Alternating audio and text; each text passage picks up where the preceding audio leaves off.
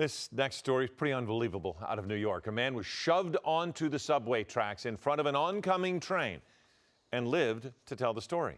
ABC's Eva Pilgrim has that story. I just thought, I've been pushed and I'm going to die. In a split second, Joe Linsky's life changed forever. You can see Joe standing on the platform as the train approaches.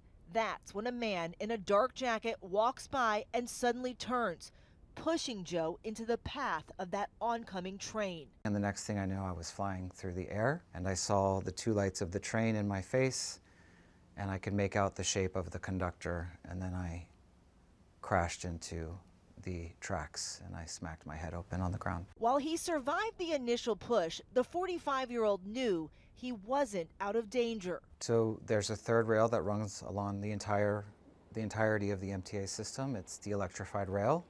If you touch it at all, you will die immediately. Joe says after about 4 minutes, he could hear the sirens coming. Be advised, I do have a male on the tracks at that same location. He pushed the male. So the male's under the train right now. As the sirens were approaching, I closed my eyes because then I guess I felt kind of safe that help had arrived. And they dragged me a few feet to the opening between the two subway cars and they told me to raise my hands above my head, and two firefighters on the platform pulled me up onto the platform and I heard my ribs crack. Joe had a fractured skull, 4 broken ribs, and a ruptured spleen. But to everyone's amazement, Joe had survived. I can't thank all of them enough, and especially John and Jonathan, for getting me out from underneath that one train. He spent 7 days in the hospital, 5 in ICU. Police eventually arresting 23-year-old Kamel Hawkins for pushing Joe onto the tracks. He's been indicted on multiple charges, including attempted murder, pleading not guilty. I'm choosing not to focus on the anger, resentment, or negativity.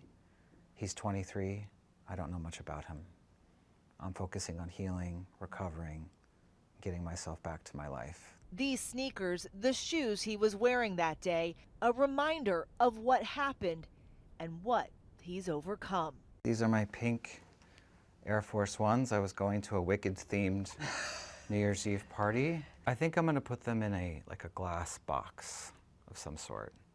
My whole life has changed. It's a powerful reminder that this can all be taken away from you at any moment, and you have to keep going. Life is too short, and I'm going to keep going.